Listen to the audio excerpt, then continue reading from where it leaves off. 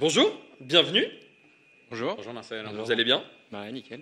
Loïc, bienvenue. Comment ça va? Bah super, merci pour Pas- l'accueil. Pas trop stressé? Non, ça va. Est-ce que tu peux te présenter un petit peu pour les personnes qui nous suivent, du coup, sur le chat de Twitch? Ouais, tout à fait. Donc Loïc de Saint-Andrieux. Moi, ça fait 15 ans que je travaille chez Google. J'ai une équipe de spécialistes sur la partie Google Ads, Search Marketing. Et j'ai aussi une équipe de consultantes et de consultants en CRO, Web Perf. Et c'est que des anciens PM. Ok. Et voilà. Et je parle beaucoup d'intelligence artificielle auprès de mes clients, en parlant de Google Ads, Cloud et des produits aussi grand public Google. Et du coup, c'est pour ça qu'on t'a Voilà, invité c'est pour sur ça cette que table, que des spécialistes. Bonjour Anan. Bonjour, donc Hanan Oisan, chez Artefact depuis 8 ans. Je suis partenaire et je suis en charge de toutes nos solutions AI. Donc Artefact, c'est un cabinet de conseil spécialisé en data. Donc on construit et on déploie des solutions d'IA chez nos clients. Et donc évidemment, qui dit IA dit aussi product. Et donc je suis ravi d'être avec vous aujourd'hui pour en parler. Ben, merci de venir, merci de ta présence.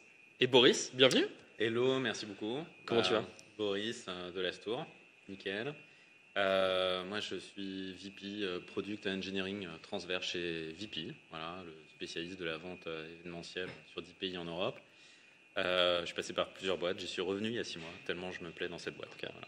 Et ben, du coup là, le petit aller-retour et maintenant Exactement. c'est pour la vie. Pour On un certain- espère. Pour un certain. En tout cas, bonjour le chat, salut Capucine, salut Yami, salut Clo, salut tout le monde. En tout cas, bienvenue, n'hésitez pas à poser toutes les questions que vous avez dans le chat. Nos guests s'y feront un plaisir d'y répondre. J'ai une première question, parce qu'on parle d'IA. Parce que là, il y a eu un buzz, j'ai l'impression, un petit peu sur Internet. Mais déjà, l'IA était un petit peu utilisée avant. Mais j'ai l'impression que c'est deux IA différentes. Pour vous, en fait, c'est quoi est-ce qu'il y a déjà des types d'IA ou pas dans un premier temps? Ouais, je peux peut-être commencer Ouais. parce que effectivement, nous, ce qu'on explique à nos clients, et notamment là, j'ai parlé de Google Ads, c'est ce que je connais le mieux, mais ça fait longtemps qu'on a un type d'IA qu'on appelle nous l'IA analytique ou l'IA prédictive qui est présent dans nos outils et qui est une IA qui va traiter de la donnée, faire de la synthèse et de la prédiction. Et ça, en fait, c'est présent dans tous les produits, c'est distillé dans tous les produits. Et effectivement, ce qui est arrivé à maturité récemment et dont on parle beaucoup, c'est l'IA générative. Et donc l'IA générative, elle, ça va être à partir de ces données, elle va créer quelque chose de nouveau. Donc elle ne va pas aller piocher une information, elle va créer quelque chose de nouveau à partir de sa base de données. Et je rajouterais qu'il y a quelque chose de très intéressant avec l'IA générative, c'est que ça peut faire plein de choses. Ça peut créer du texte. Voilà. Ça peut créer des images, on en a beaucoup vu. Ça peut créer de l'audio, des trucs assez marrants avec Musique ML chez nous pour créer des musiques et des sons, de la vidéo et aussi du code. Ok, c'est assez fou parce que en fait finalement c'est tout ce qu'une personne quasiment peut faire. En fait l'IA peut le faire actuellement avec l'IA générative. Vous utilisez aussi déjà l'IA avant ce boom, du coup avec l'IA analytique ou autre, ou pas du tout? Comment est-ce que vous êtes arrivé là-dedans? Alors je suis complètement aligné avec ce qu'a dit Loïc. En fait, les IA, ça existe. Après, la définition de l'IA, c'est un peu voilà, large. c'est Mais grand je terme. veux dire, par exemple, dans la salle ici, je vois qu'on est à l'aise. Il fait quand même ni chaud ni froid, donc c'est bien climatisé. En réalité, il y a un thermostat qui régule la température de la pièce et qui adapte la clim ou le chauffage en conséquence. Donc ça, en quelque part, c'est une IA aussi. C'est une IA très simple, très basique, des règles, et ça existe. Après, comme disait Loïc tout à l'heure, les IA analytiques, ça existe aussi. Par exemple, si vous venez ici en métro ou en Uber, la prédiction du temps de trajet, le fait de vous assigner un chauffeur, le fait de vous dire que votre temps de travail va prendre 10 minutes, 12 minutes, ça c'est l'IA aussi, ça existe depuis des années. Et ce qu'a dit Loïc est très vrai.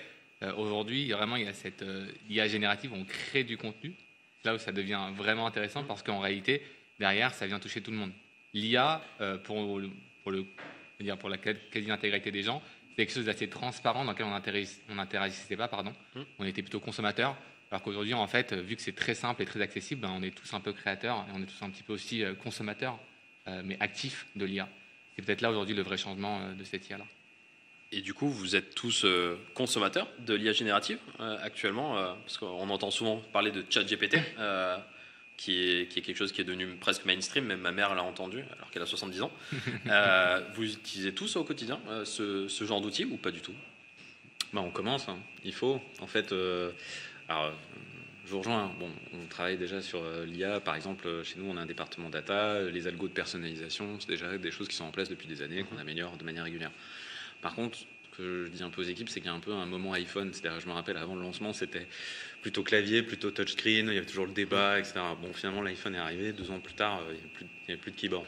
Donc, en fait, on arrive un peu sur ces moments maintenant avec ces outils-là, effectivement, d'IA générative qui existaient un petit peu avant, mais l'interface ChatGPT a le mérite d'avoir démocratisé le truc. Et pour que tout à chacun puisse y accéder, y compris les journalistes, hein, je pense que c'est ça aussi qui a donné de la visibilité derrière. Et en fait, maintenant, on arrive à maturité sur des outils où on pense qu'il y a quand même un niveau d'usage qui rejoint un peu le spreadsheet, quoi. Quand Excel est sorti, d'abord c'était sans doute pour les comptables, etc.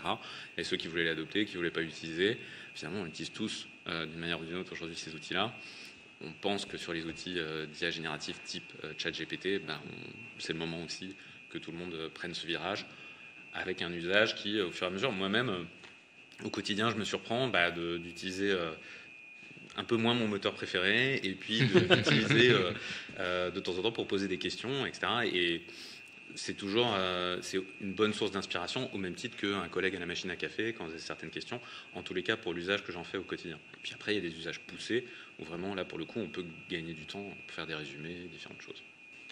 Et vous, du coup, est-ce que vous l'utilisez au quotidien aussi personnellement et pas que professionnellement Alors oui, tout à fait. Et ce qui est intéressant, c'est que déjà, ça va très vite et que il y a de l'IA générative sur plein de produits déjà.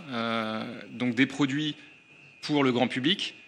Donc là, nous, aux États-Unis, on teste des résultats de recherche avec des éléments qui sont générés par une IA. Et ça, c'est en test, parce qu'on observe les comportements, évidemment, des internautes pour voir ce qui fonctionne, et on s'adapte. Mais on va aussi l'intégrer dans Google Photos pour pouvoir, on a annoncé à Google I.O., notre conférence récemment, on peut déplacer une image, si jamais elle n'était pas bien cadrée, ça va générer toute l'image qui en fait n'avait même pas été prise par l'appareil photo. Donc il y a des choses comme ça qui sont assez intéressantes sur des produits grand public. Et puis côté workspace, et c'est là je trouve parce que là, on discutait, est-ce que ça impacte le travail des PM? En fait, ça impacte le travail de tout le monde déjà aujourd'hui, parce que on a de l'IA. Alors bon, ça va être roll-out progressivement, hein, mais nous, du coup, chez Google, on utilise ça dans Gmail, dans Google Chat, dans Spreadsheet, dans Google Doc, et ça change déjà, honnêtement, ça crée des nouveaux réflexes déjà. Le fait d'avoir, je sais pas, dans un chat, déjà les résumés de tous les chats qu'on a loupés pendant sa semaine de vacances, on arrive, hop, on a tous les résumés qui sont faits automatiquement. On veut créer un email en anglais et on donne 3 bullet points et hop, on nous dit vas-y, fais-moi quelque chose de propre et de professionnel. Hop, on gagne vraiment beaucoup de temps. Dans Spreadsheet, on va proposer des templates. On dit tiens, crée-moi un agenda avec 5 honneurs, je veux 5 actions. Hop, ça va créer l'élément. Dans Spreadsheet, bon, il y a les images, on va illustrer. Peut-être que demain, ça créera même des presse complètement from scratch. Mais déjà, n'importe quelle personne qui aujourd'hui travaille avec un outil digital a ou va avoir très rapidement des outils de Generative AI intégrés. Et je pense que toutes les grandes plateformes, peu importe les outils, là je parle de Google, mais honnêtement, tous les outils qu'on utilise vont avoir la brique. Et donc ça, je pense que c'est quand même le tout premier enseignement là, du premier semestre. Et du coup, alors parce que je me suis amusé donc à poser à ChatGPT de préparer les questions. Donc je vais vous poser une question de ChatGPT. Comme ça, on est vraiment en plein dans l'IA. Je prépare la réponse. Tu peux on peut essayer. Comment est-ce que l'intégration de l'IA dans le product management a-t-elle changé la manière dont nous concevons et développons des produits? Est-ce que finalement l'IA a changé notre manière en tout cas au tout début, de changer la conception des fonctionnalités ou des choses comme ça? Ou c'est pas encore le cas selon vous? Je vais tenter de répondre. Vas-y. Je pense que ce qu'a dit Loïc est très vrai. Là, aujourd'hui, on le voit déjà dans les emails, dans Workspace, quelle que soit la technologie, on peut avoir des résumés de réunions qui sont faits en 2 minutes, versus aujourd'hui quelqu'un qui se tapait le CR pendant 1 heure et qui s'assurait d'avoir mis tout le monde dans la boucle, qui était en fait hyper fastidieux. Donc déjà, il y a du temps qui a été dégagé, et ce temps-là, il a été réalloué pour faire des produits de meilleure qualité. Donc déjà ça, c'est déjà un paradigme assez important. Le deuxième point, à mon avis, c'est que on va avoir, je pense, des interactions entre les collaborateurs qui vont être aussi extrêmement fluidifiées. Je vais prendre un exemple, on parlait du code tout à l'heure. Aujourd'hui, moi j'ai un profil plutôt tech de base.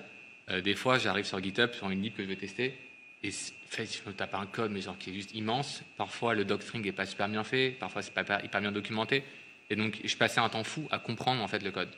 Aujourd'hui, je prends ce code, je copie-colle, je le mets dans une IA générative, ça m'explique ce que fait la fonction. Ça, c'est un gain de temps de ma boule. Et donc, demain, tu vas avoir un PO, un PM qui va parler avec ses développeurs, qui vont développer des fonctions, il va pouvoir regarder le code, essayer un peu de comprendre la logique, parce qu'en réalité, derrière le code, ça va traduire une logique business. Et donc de dire, ah mais là, tu as oublié d'intégrer ce paramètre sur les vacances, là, tu as oublié d'intégrer ce paramètre sur tel utilisateur, c'est aussi extrêmement intéressant, parce que c'est en fait fluidifier la relation entre le PO et les techs, où avant, c'était potentiellement une relation un petit peu de suivi de provider, qu'aujourd'hui, c'est une relation de collaboration. Avec le marketing, c'est pareil. On parlait tout à l'heure de la création de contenu.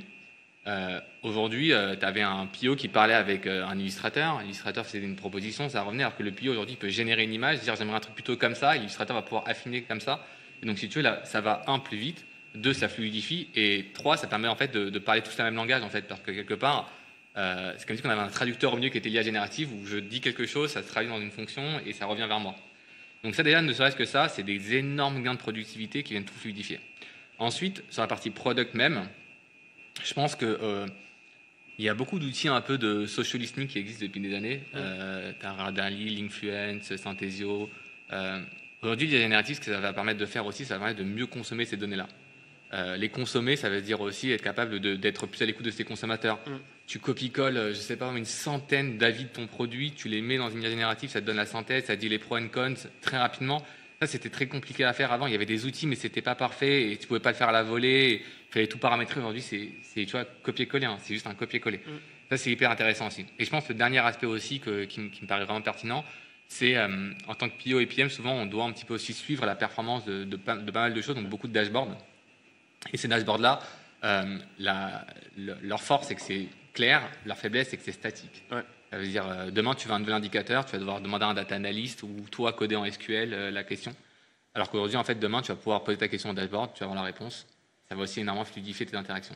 Donc, je pense que vraiment, le maître mot, c'est productivité, efficience et en fait aussi relations humaines qui vont devenir beaucoup plus simples et beaucoup plus rapides. Donc ça, à mon avis, ça va clairement très rapidement changer les choses. Et par rapport à ce que tu dis, est-ce que finalement, les profils des juniors, que ce soit développeurs, que ce soit product, que ce soit même designers, est-ce qu'ils vont pouvoir exister? Parce qu'en fait, est-ce qu'on ne les remplace pas un petit peu avec cette IA? Question un petit peu justement provocante, mais... c'est lui qui l'a posé? Alors là, c'est moi, du coup. Désolé pour la clim, c'était juste pour qu'on soit un petit peu bien. On l'a arrêté normalement. Okay. Est-ce que pour vous, en fait, ces métiers de junior vont disparaître? Non, alors, de toute façon, sur ces outils-là, effectivement, bon, on expérimente encore pas mal. Hein, tu vois, là, je rejoins complètement Anan sur certains use cases. Si je prends du point de vue du PO, du PM, je sais, par exemple, chez moi, il y a quelques PO-PM qui bossent sur le fait que aujourd'hui, il y a souvent des choses qui doivent être générées à la mano, quand même, sur les release notes, sur les release reports, sur ce que tu vas mettre dans ta com pour l'exec summary que tu vas envoyer chaque mois. Bon, finalement, ils sont en train de voir si je prends les tickets Jira, ou juste les release notes sur GitHub, c'est quoi les 3 points saillants, etc. Et quelle est la qualité de ce qui est ressorti ou pas. Enfin, on expérimente quand même parce qu'on ne peut pas encore appuyer sur le bouton et dire ça y est, c'est bon, j'ai fait. Après, je pense que tu auras toujours de l'interaction. Là où je te rejoins aussi beaucoup, c'est quand même ces échanges. Tu vois, ça nous fait gagner du temps. Hier, j'ai eu une discussion avec une équipe qui utilise un langage qui s'appelle Haskell, qui est un peu spécifique, etc. Bon, c'est quoi les points saillants, tu vois, de la scale, qu'est-ce qu'il y a vraiment de différenciant, etc. Tu lis ça dans le couloir en train que tu as les 5 points, tu as gagné du temps et tu peux avoir une discussion accélérée effectivement avec les devs derrière. Néanmoins, l'IA ne décide pas tout et après, il faut que l'équipe, si tu veux, dev, quand même, tu vois, se mette d'accord, tu reviens dans des cycles classiques, etc., de priorisation, des choses comme ça. Donc, c'est un accélérateur. Sur ce que je vois, si tu arrives sur le code, par contre, nous, on teste pas mal d'outils. Donc, il y a Copilot, par exemple, qui fait une très bonne complétion. Et puis, des features avancées, effectivement, que ce soit pour générer des textes, expliquer du code, etc. Il y a ChatGPT aussi, quand même, qui est quand même très pointu certaines templates, certaines propositions. Je pense que ce qu'on voit, c'est qu'il y a des devs qui sont enchantés juniors, qui démarrent, et en fait, ils trouvent ça génial parce que ça leur fait leur boilerplate, ça fait le truc super vite et tout. Et puis, il y a des devs qui sont plus seniors et qui, eux, sont plus pointus en disant là, finalement, sur ce truc-là, la qualité de ce qui a été généré, elle est plus discutable, ça va gagner du temps ou pas. Je pense que la vérité entre les deux, tu as les devs, il ne faut pas être blasé non plus, c'est-à-dire qu'il y a des trucs qu'on oublie vite, la complétion quand même dans les idéos, c'est hyper utile, mais tu l'as utilisé, c'est un peu mainstream maintenant, donc c'est juste quand je te remets dans un idéo où il n'y a pas de complétion que tu te dis, mais il y a un problème. Bon, donc en fait, c'est un peu pareil aussi, ça t'apporte quand même beaucoup quand tu utilises un peu les copilotes au quotidien. De l'autre côté, il y a le risque aussi de ne pas comprendre ton code à un moment. C'est-à-dire juste de générer un truc qui marche, etc. Mais il y a des choses qu'on doit absolument maintenir pour que demain, c'est un autre dev qui va reprendre le code, tu vois, il soit capable de l'expliquer, et que eux-mêmes, quand ils interagissent entre eux, ce soit pas juste ça marche, quoi. C'est oui, mais voilà ce que j'ai fait, ok, là-dessus j'ai pris, là-dessus on va faire différemment, tu vois, que on reste quand même dans des interactions humaines à la fin par rapport à ce qui a été généré, même si c'est un formidable accélérateur. Et ça, pour vous, c'est à terme, ça restera comme ça, ou est-ce que ça va encore évoluer et remplacer certains métiers potentiellement en interne? Comment vous voyez ça? Moi, je pense que déjà, je suis ce qui a été dit, et à mon avis, on est tous augmentés par l'IA aujourd'hui. Les développeurs, ça a été vraiment les premiers. C'est ça, ce qui est marrant, c'est qu'on a des usages matures, en fait, déjà. En quelques mois, on a un usage mature qui fait qu'ils gagnent vraiment beaucoup de temps et leur vie a, je pense, changé. Je pense que sur la partie PM, là, ici, qui nous intéresse, il y a clairement déjà des usages qui font des gains de productivité. Maintenant, il faut voir aussi. Il faut aussi rester humble. Ça va très vite, mais il y a des use cases qui vont bien fonctionner, d'autres qui vont peut-être pas émerger. Ça va aussi dépendre des plateformes, de ce qui est intégré. Mais c'est ça ce qui est stimulant en fait aujourd'hui. Et je pense que les PM, c'est aussi une culture de la curiosité. Ils touchent à pas mal de choses. Et donc là, aujourd'hui, ça va être de bien vérifier où ça apporte de la valeur. C'est sûr qu'il y a il faut quand même surveiller aujourd'hui. On n'oublie pas que ça peut halluciner une intelligence artificielle. Et à mon avis, on va avoir des outils de plus en plus spécialisés qui auront des garde-fous qui permettront de limiter les risques et qui auront encore plus de gains de productivité, mais ça sera peut-être dans des niches. Et d'ailleurs, ça ouvre un autre sujet que je trouve intéressant entre le modèle à la ChatGPT ou Bard. Je me permets de rajouter quand même, donc je travaille chez Google, et donc on a aussi lancé notre interface conversationnelle avec laquelle on peut interagir et poser plein de questions, qui s'appelle Bard. Mais ce qui est intéressant, c'est que par exemple Bard ou ChatGPT, c'est voué à faire plein de choses. Voilà, ça peut générer du code, ça fera des images, ça fait des poèmes et tout. Mais c'est super lourd, super gros quand même, mine de rien. Et là, nous, on a annoncé à I.O., par exemple, le fait d'avoir des modèles spécialisés entraînés. Donc nous, notre modèle actuel de Large Language Model, qui est sur lequel se base l'outil, s'appelle Palm 2. Et c'est l'actuel, on est déjà en train de travailler sur le prochain. Et Palm 2, on en a fait une version médicale, par exemple, et qui va être beaucoup plus léger, beaucoup plus puissant, mais sur le traitement des radios. Et on en a fait un sur la sécurité, pour tout ce qui est sécurité online. Et donc ça aussi, je pense que ce qui va arriver, c'est des modèles spécialisés, d'ailleurs beaucoup plus légers, beaucoup plus rapides, interactifs aussi, peut-être même accessibles hors ligne sur n'importe quel device. Et c'est ça qui va être intéressant, ça va être de voir là, dans les mois qui viennent ces usages spécialisés et à quel moment justement, ils pourront intervenir dans la vie des PM et des PO. Et d'ailleurs, dans le chat, est-ce que vous utilisez des outils d'IA? Ce serait cool de le savoir. Tu parlais de ChatGPT, de Bard, donc on va dire à un niveau peut-être personnel et des fois un peu professionnel. Mais vous, est-ce que vos équipes utilisent des outils déjà en interne, que ce soit côté tech, que ce soit côté product, que ce soit côté peut-être design, QA peut-être, pourquoi pas? Est-ce qu'il y a déjà des outils que vous utilisez? Et si oui, lesquels, si on peut les citer? Bien sûr. Il y en a qui a été cité tout à l'heure, que ce soit GitHub Copilot ou Cody Duet côté Google. Donc ça, on les a testés en interne depuis plusieurs mois. Et là, on a décidé il y a un peu plus de 2 mois de déployer sur l'intégralité des collaborateurs tech. Okay. Donc aujourd'hui, tous nos devs Quand je dis dev, au sens très large, ça veut dire data scientist, data engineer, analytics engineer, développeur, front-end, back-end, tout ça. Aujourd'hui, on a ces outils-là à leur main. Ce qu'on constate, nous, c'est des gains de productivité entre 25 et 30%. C'est énorme. C'est quand même assez énorme. En réalité, quand je fais le calcul, c'est qu'on gagne 50% de productivité sur 50% des tâches qui sont plutôt à faible valeur. Okay. Par exemple, faire la documentation. Les boilerplates, je disais tout à l'heure, oui, c'est exactement ça. C'est là où on voit beaucoup de productivité gagner tout de suite. Il y a aussi des vrais avantages qui ne sont pas que du gain de temps. Quand tu as un code qui est bien documenté, il est plus maintenable aussi facilement. Donc demain, tu as des nouveaux développeurs qui arrivent, ils peuvent rapidement voir la documentation, ce qui est super intéressant aussi.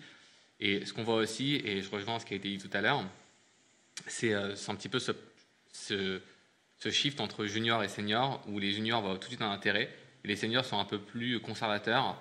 Mais ça aussi, c'est intéressant parce qu'en réalité, ces outils évoluent encore, ils doivent s'améliorer.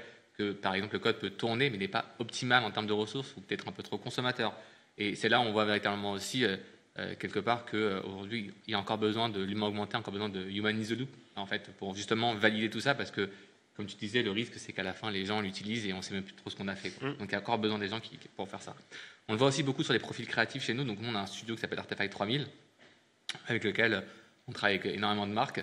Et eux aussi ont vu des gains de temps assez importants sur, en fait, l'itération et le brainstorming. Donc, nous, on avait fait avec un de nos clients une session où on avait fait une battle entre des humains et l'IA générative sur un concept créa. Ce qui est intéressant, c'est que sur le podium, il n'y avait que des humains. Donc, ça montre qu'aujourd'hui encore, il y a quand même pas mal besoin des humains. Mais au final, les idées de l'IA générative étaient vachement intéressantes aussi. Et donc, je pense que dans une phase de brainstorming, déjà, ça peut aider un petit peu à créer le concept. Dans la phase d'illustration que j'ai dit tout à l'heure, ça va aussi accélérer. Et on en parlait tout à l'heure avec Loïc avant l'émission, mais aussi un petit peu dans cette logique de DCO de demain. Donc, en fait, les outils data serving pour mettre les créas. Alors, il y a des questions juridiques, copyright, je ne rentre pas dedans tout de suite parce que c'est plus compliqué que ça. Mais en réalité, demain, on pourra avoir chacun un message hyper personnalisé. Donc, moi, j'aime le rouge, j'aime avoir la tour Eiffel en background et j'aime qu'on me parle avec un langage de la street. J'aurai une créa dans ce sens-là pour moi. Et ce ne sera pas la même pour mon collègue, pour ma femme, pour mon voisin. Et donc, chacun aura, en fait, ce fantasme du marketing, un message pour un client. Demain, il pourra devenir un peu une réalité, concrètement, avec ces outils-là. Et donc, on le voit vraiment aussi arriver. Et après, ce qu'a dit Loïc tout à l'heure aussi est hyper vrai. On le voit déjà en fait en productivité dans des petites tâches, les CR de réunion, les emails autocomplétés. Demain, je pense que les outils comme Jira ou comme Trello, en fait, on va pouvoir dire voilà un petit peu mon projet, et ça va faire un template de user journey, ça va pouvoir écrire les user journey, tu sais, les trucs, je pense, vous connaissez bien, as data scientist, Demain, en fait, ça, on écrira juste une bullet point et en fait, ça va générer la phrase automatiquement dans Jira, donc ça va gagner, enfin, ça serait vraiment des gains de temps importants. Donc je pense que voilà, vraiment, aujourd'hui on le voit, ça arrive de manière plus transparente que ce qu'on pensait et surtout aussi beaucoup plus sur des usages internes que des usages externes clients. Mais clairement, ça fait la différence et je pense que cette différence se fera de plus en plus sentir avec la mise à jour des différents outils qu'on utilise au quotidien dans notre travail.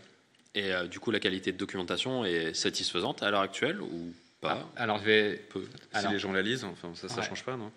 C'est bon. Alors... Bon point. Non, mais c'est un premier point. Et je pense aussi, en fait, parfois, elle était inexistante avant. Peut-être les gens n'avaient pas le temps de la faire. Parce que, tu sais, les projets, ça prend du temps. Souvent, tu as des compromis de temps aussi. Tu dois délivrer quelque chose rapidement. Et donc, ta documentation, tu la fais de manière très légère. Là, aujourd'hui, de toutes les manières, c'est, dans 90% des cas, mieux que ce qu'il y avait avant. Parce que soit il n'y avait rien avant, soit, en fait, c'était trop tellement rapidement, light. quoi. Et sur la doc du code, je te rejoins. Parce que les feedbacks qu'on a, par contre, j'écris mes fonctions. Je veux documenter un truc existant. Avec ces outils-là... Tu vois, tout le monde est satisfait de la qualité de ce qui est généré derrière. C'est fou. Hein. Donc maintenant, finalement, un développeur n'a quasiment plus besoin de faire cette documentation. Et dans la DOD, finalement, de chaque ticket, la documentation, c'est presque... Après, tu checkes, tu lui demandes d'expliquer quand même. Et donc, pour être sûr que il est retenu un peu quand même, il parcouru le truc pour te faire les 10... alors, s'il est malin, d'ailleurs, il prend sa doc et puis il le remet dans un GPT et puis il dit fais-moi les 10 bullet points. Tu vois, il te l'explique comme ça. Et donc, il fait une boucle d'IA... Et du coup, vous utilisez beaucoup l'IA? En fait, aujourd'hui, je pense que l'enjeu déjà, c'est que tout le monde découvre à fond. Donc, parce qu'il y a toujours les early adopters, les devs, on n'a même pas eu besoin d'en parler, ils étaient déjà dessus, etc. Ils utilisaient ces outils-là, en tous les cas sur les do-code, tu vois, depuis un an. Enfin voilà, c'est leur quotidien. Et puis, il y en a encore, tu vois, qui n'ont pas essayé, quoi. Faut se le dire. Et donc, en fait, notre enjeu, tu vois, dans notre organisation, c'est vraiment que tout le monde utilise ça, le découvre. Donc, nous, là-dessus, on avance un peu sur 2 axes. Donc, il y a la population des devs, mais pas que, tu vois, vraiment au sens large, etc. Et puis, tu as des métiers qui sont très demandeurs aussi de découvrir ça. Et puis, avec juste derrière un mot de ChatGPT, je sais pas ce que c'est, tu vois, je sais même pas que c'est un chat. À la rigueur, il faut qu'on te montre, qu'on t'accompagne, etc. Donc, on fait une version interne, tu vois, on y bosse, etc. Notamment aussi pour apporter un peu de spécialisation, de contexte. Tu vois, il y a quand même un vocabulaire dans les boîtes, un certain lexique, certains docs de processus qui existent, et donc ça apporte un peu de valeur finalement assez rapidement aux gens quand tu leur dis tu vas utiliser un terme, coda, etc. Des trucs que naturellement en fait ces outils-là n'ont pas dans leur lexique de base. Et puis le deuxième truc, c'est que tu l'accompagnes avec plan de formation, donc des exercices pour léger, mais vraiment pour le prendre par la main, lui expliquer, voilà, tester des choses, et avec un objectif que on forme tu vois, le maximum de collaborateurs à ça, parce qu'on pense que vraiment c'est quelque chose du niveau d'un spreadsheet, ce genre de choses, c'est parti pour durer. Vraiment mainstream finalement. Après, tu as des briques, effectivement, de la spécialisation où déjà la valeur est évidente, hein, où tu commences à intégrer dans minimum niveau prototype, mais déjà dans des versions internes, etc. Certaines briques, je pense par exemple à la traduction. Tu vois, aujourd'hui, la qualité est très bonne. On avait déjà d'autres solutions, mais voilà, tu dis maintenant on est sur un niveau où on peut switcher là-dessus, il faut qu'on avance là-dessus. Et du coup, on fait même des économies, parce que la traduction, moi je sais qu'à l'époque c'était un énorme coût, et pour l'implémenter et pour traduire. Finalement, si tu mets une IA là-dedans, c'est quasiment gratuit. En tout cas, c'est bien moins cher. Alors voilà, c'est jamais gratuit. Et puis, il y a toujours un équilibre aussi à trouver. C'est-à-dire qu'au même titre que... parce qu'à chaque fois que tu vas faire une requête et que tu as du contexte spécialisé, etc., il faut optimiser. Comme tu l'as dit, ces solutions, elles bougent énormément. Enfin, voilà, entre ce qu'on a vu il y a 3 mois, enfin, chaque mois, ça bouge, et de nouveaux modèles, ce genre de choses. Donc, il faut garder quelque chose d'assez flexible quand même. Et bon, nous, c'est un peu la culture qu'on a, c'est toujours un peu hands-on de vraiment tu vois, tester les trucs, fermer des portes. Parce que après aussi, il faut trouver un équilibre où à chaque fois que tu poses une question, ça va pas te coûter 10 euros. Bon, je pousse un peu, mais tu vois qu'on nous soit aussi assez rapidement dans une logique où oui, pour un usage industriel, fine. Voilà. Peut-être que je voudrais rebondir sur un truc, c'est qu'il faut faire attention à la sécurité.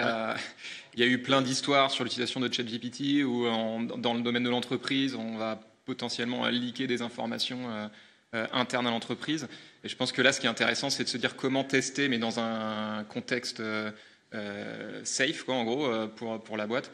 Et c'est vrai que nous, chez nous, il y a Google Cloud, par exemple, qui propose une solution, mais c'est important de le garder en tête, de se dire, en fait, il faut quand même que je peux aujourd'hui entraîner un modèle sur mes données. Donc, je prends mes données de ma boîte, j'entraîne un modèle dessus, et ce modèle, c'est le mien, quoi, en gros. Et il ne va pas être utilisé chez mes concurrents, etc. Et ça, je pense que c'est important quand même de le garder en tête pour tous les essais qui ont lieu aujourd'hui, de garder le contrôle. Et après, derrière, c'est fantastique parce qu'on peut se dire, n'importe quelle entreprise qui a tout son historique, toutes ses informations, eh bien, on va entraîner un modèle et on va pouvoir requêter comme ça en disant, tiens, en fait, c'était quoi la marge sur tel produit en Espagne en 2025 et là, à tel endroit, etc. Et on a son propre modèle associé à l'entreprise qui deviendra meilleur avec le temps. Et donc, parce que c'était une de mes questions, est-ce que vous avez des warnings par rapport à ça donc forcément que les données fuitent et qu'on entraîne ça sur ChatGPT par exemple et qu'après on arrive à retrouver ces données. Est-ce qu'il y a d'autres warnings sur la mise en place de l'IA en interne, en tout cas pour les entreprises, selon vous? Alors, il y a un enjeu de sécurité, il est évident. Il faut bien différencier les IA génératives grand public des génératives d'entreprise, qui sont deux modèles différents. On a des clients, par exemple, qui aujourd'hui reconstruisent des interfaces ChatGPT Bard équivalents en interne sur un modèle propriétaire comme ce qu'évoquait Loïc. Ça, on le voit des cas d'usage pour justement pallier à ces fuites de données. Et il y a des clients qui sont plus, on va dire, souples et qui en fait affichent juste un bandeau quand tu te connectes sur le site en disant attention, les informations que vous fournissez ici peuvent être réutilisées par le modèle, etc. Donc faites attention. De toute façon, ces solutions aujourd'hui proposent un mode navigation privée également. Donc la question de sécurité, elle est capitale. Pour moi, il y a aussi une question aujourd'hui d'immaturité. Donc c'est très facile de faire des POC. Un prototype en 4 semaines, 5 semaines, on peut faire des trucs assez incroyables. Mais après, industrialiser, c'est encore une autre question. Pour plein de raisons. Je disais tout à l'heure sur les 10 euros, les $, c'est une réalité. Ça peut coûter très vite, très cher. Si on fait pas, enfin, typiquement, si tu prends un tank pour aller de chez toi au travail, ça coûterait très cher aussi, ou un hélicoptère. Donc, il faut se dire, il y a plein de modèles d'IA générative. Loïc évoquait tout à l'heure sur la partie Google, il y a sur Palm 2, tu as depuis Geeko jusqu'à Unicorn, je crois, donc plusieurs tailles de modèles. Et donc, prendre le modèle le plus gros pour faire un cas d'usage qui soit super simple, tu crames du cash pour rien.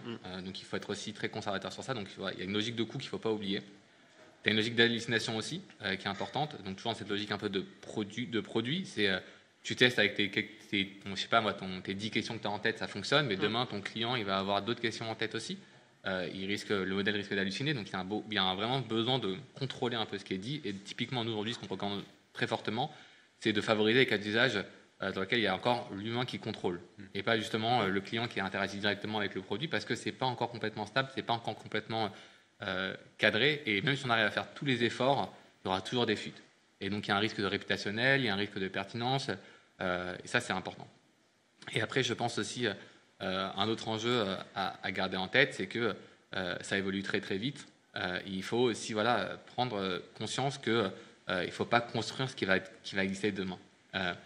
Et tout à l'heure j'évoquais les cas d'usage dans lesquels tu poses des questions à ton dashboard et tu as des réponses. Demain cette solution-là sera intégrée tu vois, à Looker, à Power BI, à ces tableaux, à ces outils-là. Et donc, reconstruire ça chez toi en interne pour cet usage-là, c'est un peu d'intérêt. C'est pas intéressant. Alors, à moins que tu aies un cas d'usage hyper spécifique où tu es persuadé que demain, ça n'existera pas. C'est le cas, évidemment, c'est important. Ou peut-être que, en fait, la valeur de ta boîte dépend de ça. Donc là, il y a peut-être aussi une question de propriété intellectuelle et tout ce qui va avec. Mais en réalité, il faut aussi prendre du recul et se dire, c'est quoi les projets sur lesquels il faut que j'investisse du temps ? Et c'est quoi les produits qui vont devenir en fait demain des features standards des outils. Et donc ça aussi c'est un point important. On voit beaucoup de clients en fait qui cherchent à réinventer la roue, alors qu'en fait la roue elle est à 2 km, elle va arriver toute seule, quoi. Et là j'ai un exemple qui est frappant sur côté Google Ads. Je sais pas, dans le journal du net, récemment il y avait plein d'articles sur comment utiliser ChatGPT pour créer les annonces textes, vos annonces textes Google Ads, vos headlines et tout. En fait c'est dans l'outil, ça y est, ça a été lancé.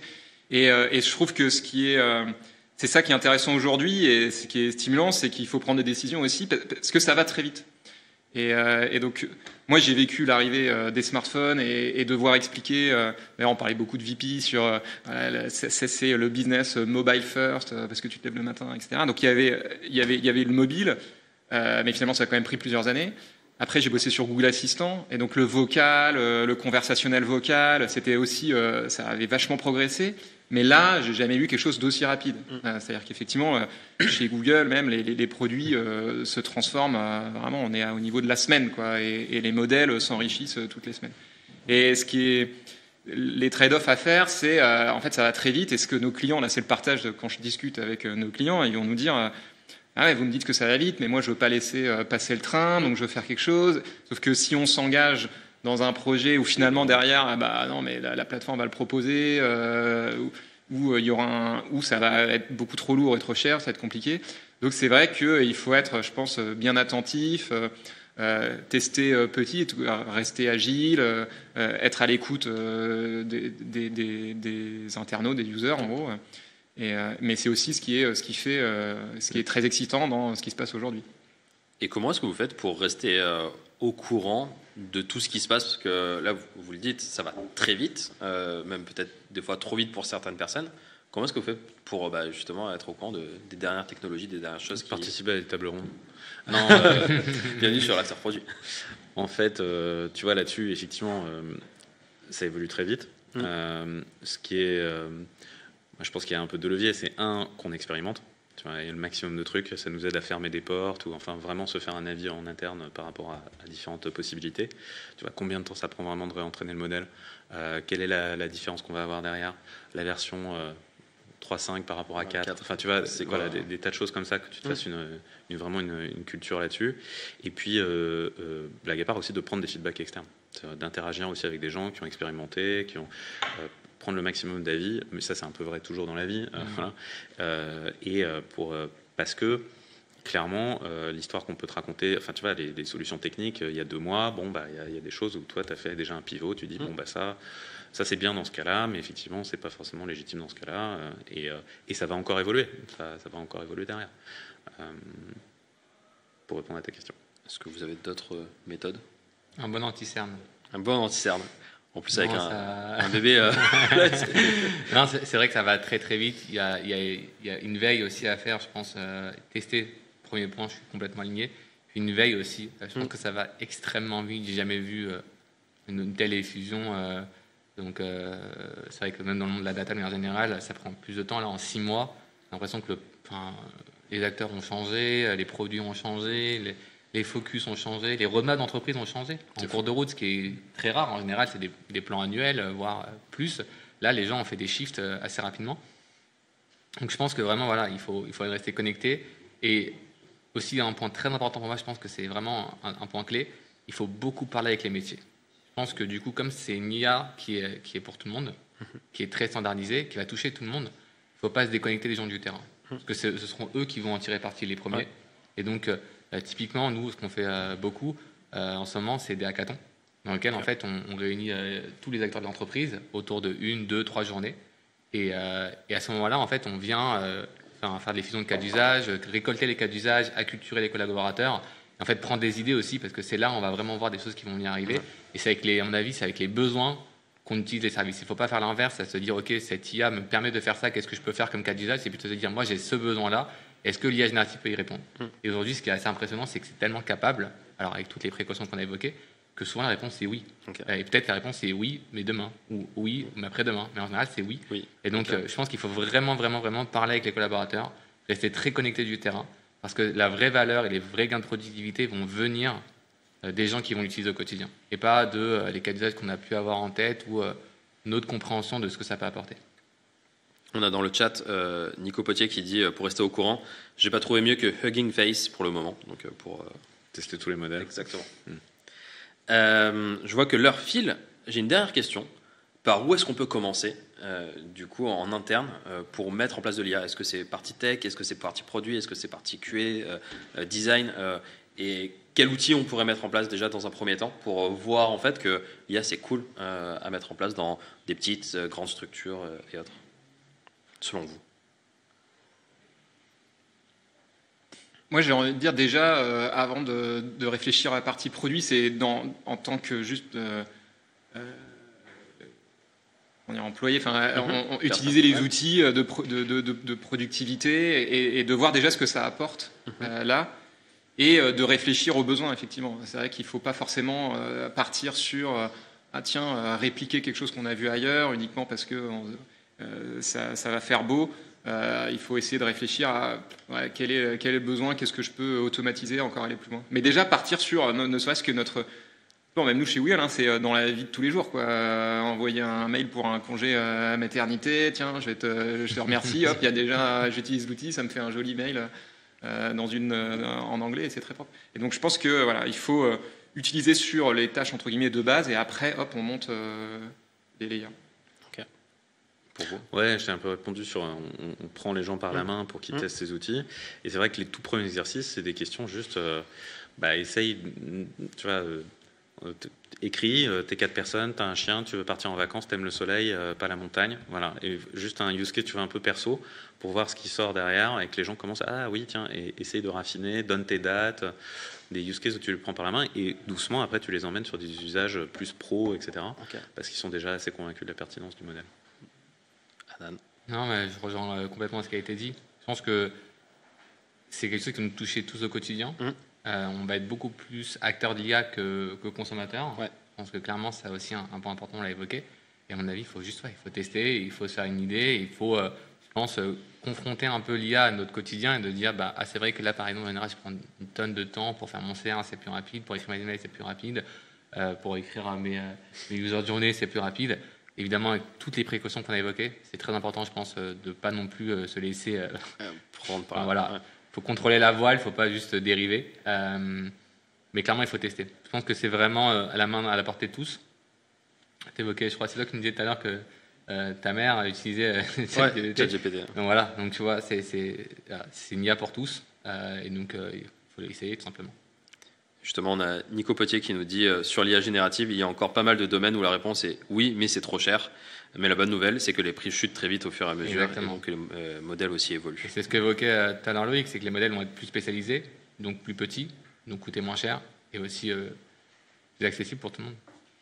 Peut-être ce qu'on aime bien dire, nous, c'est que on travaille tous pour des entreprises et nos entreprises, elles ne sont pas en concurrence avec l'IA, mais elles sont en concurrence avec d'autres entreprises qui utilisent de l'IA. Eh ben, Il faut tester. Donc il faut tester. Ce sera le mot de la fin. Donc finalement, les product managers, on a encore un petit peu de chemin devant nous avant qu'il y ait nous remplace.